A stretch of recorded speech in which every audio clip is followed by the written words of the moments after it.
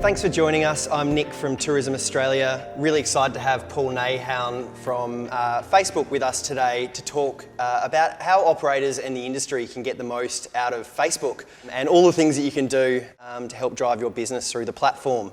Paul, thank you for joining us. Thank you for having me. Obviously Facebook, WhatsApp, Instagram are absolutely huge right now. If you could just give us a bit of an overview of what's going on, the size of the platform right now. Yeah, so I guess if we take a step back and think about like what the foundational focus for our company, really what underpins everything we create, it's around building for people. So the mission is to give people the power to build community and bring the world closer together. So continuing to evolve and understand user behavior has led us to become this 2.7 billion monthly users around the globe across all platforms and continuing to grow. So really focusing on user behavior and understanding that is critical to that growth. And I'd say what we talk about today for the other operators, really of everything we discuss, figure out which people matter most to you and then how to build most effectively for them. What trends relating to the travel industry are you currently seeing on the platform? So we've done some research globally across several markets, and we've come to understand from this research that Facebook really is the constant companion across all the phases of the traveler journey. So this being from inspiration, people are going on there to find out new places to go, to planning, so they might be creating groups and messaging friends privately to understand, how to make plans on Airbnb or renting a car, doing a road trip, whatever it might be. Then down to making decisions about really which option to choose. Then to going on experiencing things in destination and then sharing, which then inspires the whole next group of people to come and visit your destination or experience your operation. Basically across every platform, there's different things that people do, but it's about being really, mobile first. Travelers is essentially what it is today and what it will continue to be. We hear mobile first at every conference we go to. It is really spoken about everywhere. Mm-hmm. There's obviously a reason for that. Could you just explain what you mean by mobile first? Mobile first and having that mobile first mindset is really about understanding and focusing on user behavior and evolving from there. So people are experiencing destinations and researching travel largely from their mobile devices first. So in order to be mobile first and mobile optimized, it's about really creating mobile content that people want to see, and in ways which really they communicate with each other is the way that brands, operators, destinations should be communicating with them. It brings us really to this conversation about this visual language era that we're in, and how largely mobile first is about being really having creative that's optimized for mobile. And what does that look like? Obviously, shooting in portrait mode, so it works across all platforms. Are there any other things that people should be thinking about when it comes to actually creating that content for mobile? I mean, if you think about consumer behavior, your own behavior on your mobile devices, you really need to create things that create thumb-stopping power. So before, you think about creating something, really you're defining your target audience and what you want to achieve out of them seeing the creative. So you have to create things that are really relevant to the audience. So if I'm a family person, I'll probably want to see either images or videos that include, families at potentially, a Gold Coast theme park or something of the like. Or if I'm targeting maybe, a bunch of singles going on a trip, maybe it's about passion points like photography around yoga, or going diving or something like that. But it's about kind of having either images or videos. Videos is the fastest growing way of visual communication on the platforms, and it's about having things that are short, to the point, but also actually differentiate your brand a bit from other destinations or experiences.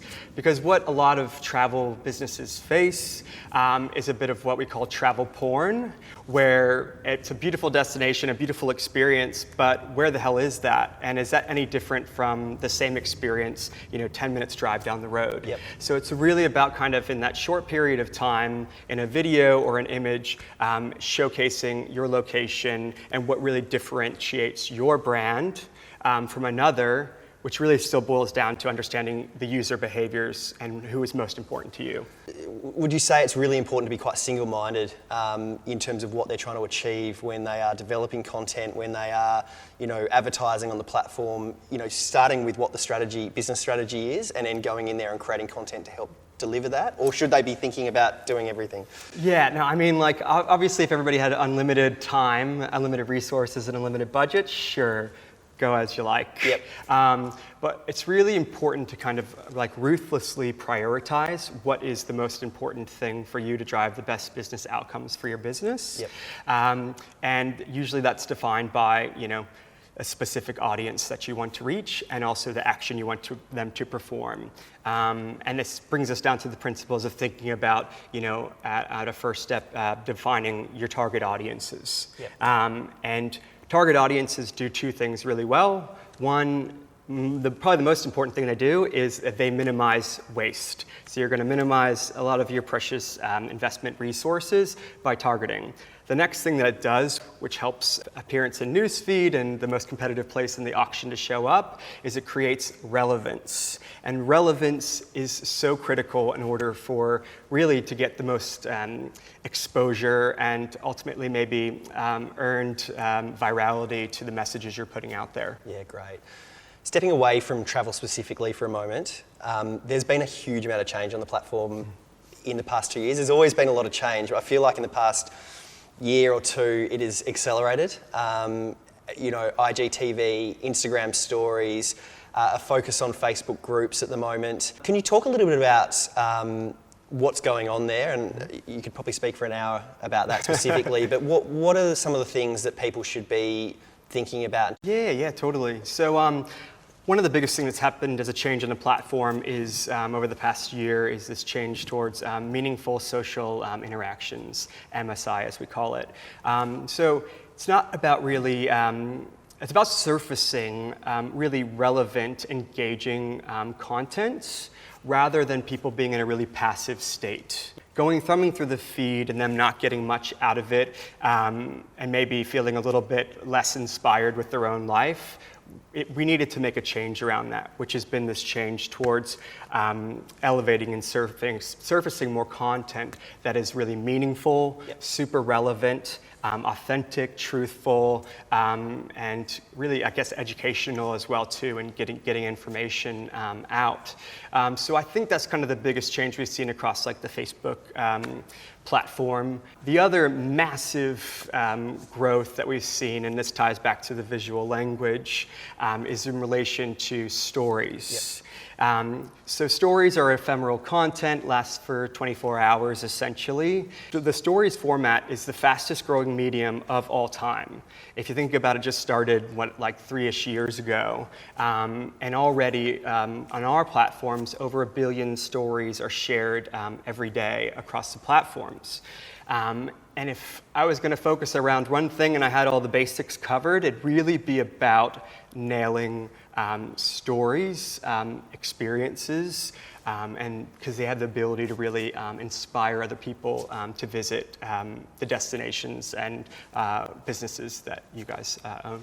Great. I might just come back to the point about relevant content and some of the changes you've made for those meaningful connections as well that you're looking for people to have on the platform, because we are often asked about organic content, and there's been a lot of news that's come out of Facebook in the past, year or two about making sure that the content that is being surfaced in newsfeed does drive conversations and connections between people. Can you talk a little bit about the impact that may be having and what people could potentially do to ensure that they are still getting strong organic reach on the platform? I guess in terms of, organic reach, people probably would have seen with this change, with the meaningful social interactions, a bit of a decrease maybe in their page's organic reach or distribution. But it's to the benefit of people actually being more engaged across the platforms, and also put some pressure on different businesses and destinations to really create truthful, authentic content. I would say if you're not taking advantage of utilizing locations and specific hashtags to your destination or property, that you're missing a huge trick of creating brand ambassadors for you for essentially like no money or investment, right? So I think that's kind of one of the best things that I think for travel that you can do, is really utilize those organic tools that help people, number one, advocate for you, but then other people be able to find you based on the images that people are posting and hashtags they're using. We ran a survey a few weeks back among industry asking what they wanted to know, and Facebook ads is one of the things that we don't necessarily talk about a huge amount. It's something, there's a huge amount of information out there put out by Facebook and other social platforms as well. Can you talk just broadly about the opportunity that exists for, might be mum and dad operators in the tourism industry with smaller budgets? Can you talk a little bit about the tools that exist for them, the targeting opportunities that exist, and I guess make a case for why, budget should be considered to be put into social media, where they may have previously been putting that into other marketing channels? Yeah, totally. So again, I get a top level, bring it back to one of the most important things you can do in this mobile visual language era is to really get visibility where people are actually spending their time. So we know that people are spending an enormous amount of time on the platforms, and it's especially being used by travelers. So being on Facebook makes a lot of sense because the user behavior, that's where people are spending their time. So that's kind of the first thing to check off. Are people there or are they not there? And that's actually where they are into spending their time. Now, in terms of like how they should approach the platforms, we talked about targeting a little bit. Yeah. And again, like to the point of that minimizing wastage for limited resources, limited budgets. And targeting, you need to think about targeting a little bit like salt, where like a little bit goes a long way, but like too much, you're not gonna have much distribution and reach.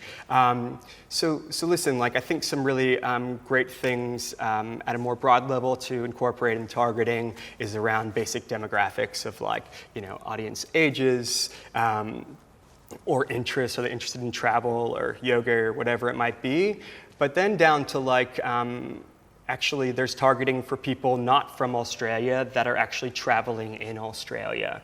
And that's a much smaller group, obviously, so it's a good mix of doing a little bit of both, but tapping into that tool of targeting people that are currently traveling in Australia, especially for small mom and pops, like it should be kind of like the BAU of what they should do. And any resources for people out there who are either looking for some creative inspiration or looking to get into, starting to do some paid advertising? So there's three resources that I wanted to talk about today to send to you, to send to the people. One is that we've created an external travel-only website that features a lot of the information I've touched on a bit here, and some practical guides on how to get started across the platforms. The other one is what we call Blueprint, and that's like a self-paced classroom online that you can take all sorts of different classes around, from just general how do you get started on the platforms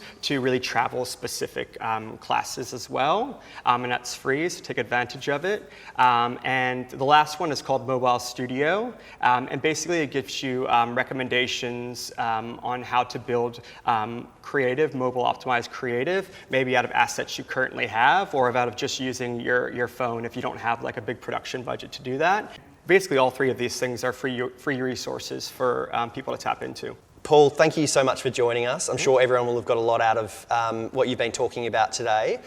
If you could sum up with one piece of advice, one thing that you want to kind of really hammer home in terms of what they should be thinking about when it comes to Facebook. It might be a slightly difficult question, but what would that be?